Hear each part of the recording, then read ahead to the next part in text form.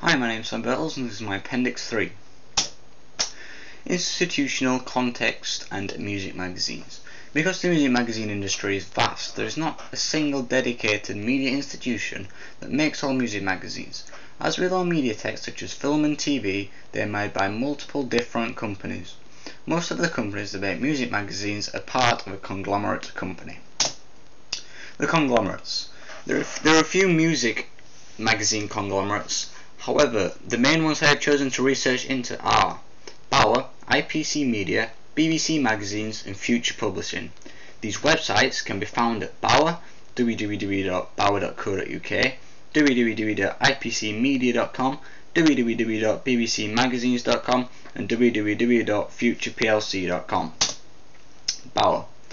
Bauer, in my opinion, is by far the leading music magazine company, the distributor and maker of music magazines. They make lots of magazines, however, they are most famous for Kerrang, Q and Mojo. Bauer mainly caters for rock music magazines. I think this is due to the large success of rock music magazines. Kerrang is now a large multinational brand that has cross-media ownership of TV, radio and music magazines. They mainly cater for mainstream music audiences too. I think this is because they want to make a lot of money, because they are a conglomerate. Therefore the best way for them to do this is by targeting a worldwide demographic audience with mainstream magazines. Here's a few facts. Kerrang's subgenre is rock, its price is £2.20 per issue, and its demographic is mainstream. Q specialises in rock and indie, its price is £4 and its demographic is mainstream. Mojo, its subgenre is classic rock, its price is £4.50 and its demographic is mainstream. The reason magazines like Mojo are more expensive is because they come with free CDs each issue. Secondly, IPC Media is not as large of a conglomerate as what Bauer is, however it is still quite large. The music magazines they focus on are NME and Uncut. Obviously here NME is the one that stands out the most. It's the most worldwide known, and obviously compared to Uncut, which is more of a niche audience, NME is more mainstream, therefore you're more likely to see it in your shops such as WH Smith's. Some facts about these two magazines are NME is a rock indie subgenre magazine. Its price is £2.20 and it's a mainstream demographic. Uncut is a classic rock subgenre. Its price is £4 and its demographic is niche. Again, the £4 here because free CDs come with the issues compared to NME, which doesn't. BBC Magazines is the next one I looked at. Obviously BBC is most commonly known for their TV, however of course they do specialise, they have expanded and they now do specialise in magazines as well. The two magazines that they do make are Top of the Pops and BBC Music Magazine. These magazines target more of a niche audience because obviously BBC Magazines isn't as large as Bauer and IPC, so they have no real point in trying to compete with them because obviously they are the most popular.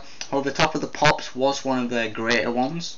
Obviously they had the television programme Top of the Pops, which was very successful, and obviously because BBC made the magazine, they could then distribute and produce this Top of the Pops TV programme on all of their channels free of charge.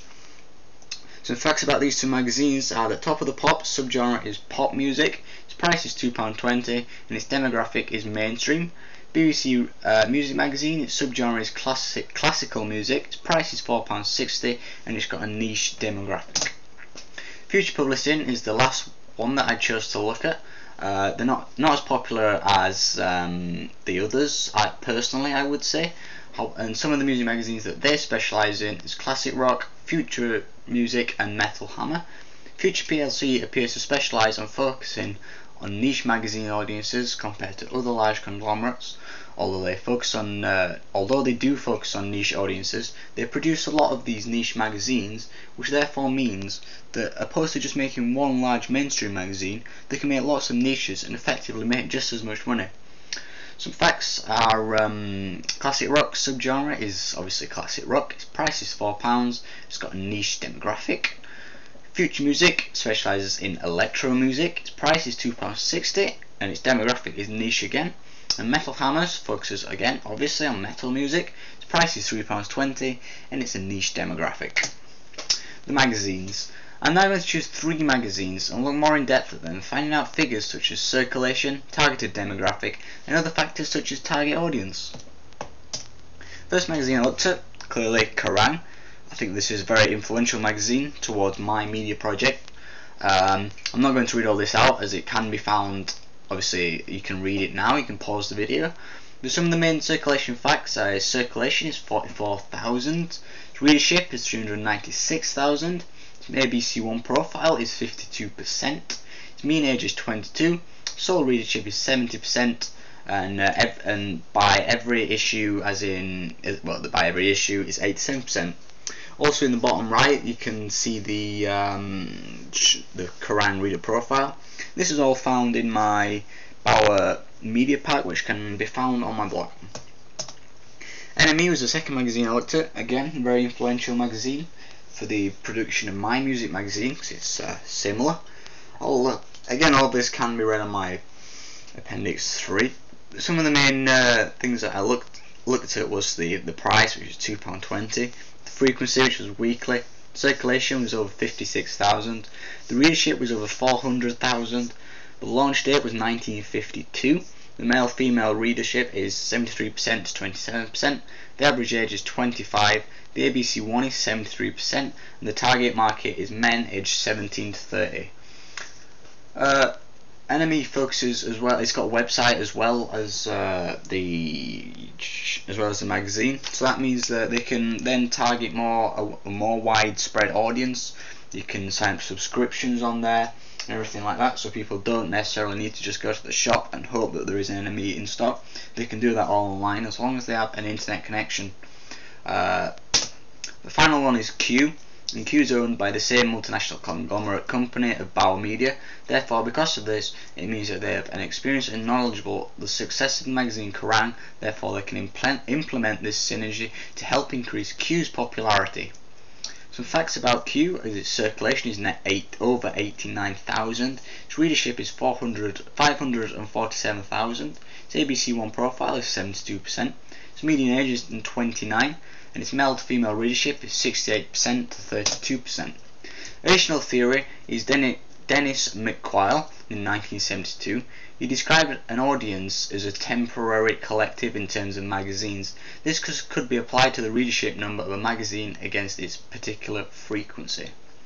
However, in the online age, print products are online. The above theory was written nearly 30 years ago, and today's theorist, Julian McDowell, in 2009, suggests that it's getting harder to classify audiences in the electronic age.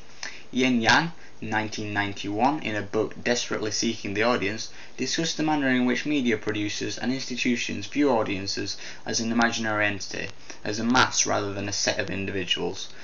They will, however, often have a typical audience member in mind when they produce texts. That's my Appendix 3. My name's Sam Burles. I hope you found this quite good and interesting. I hope you find my blog quite interesting. Thanks for watching again, and take care.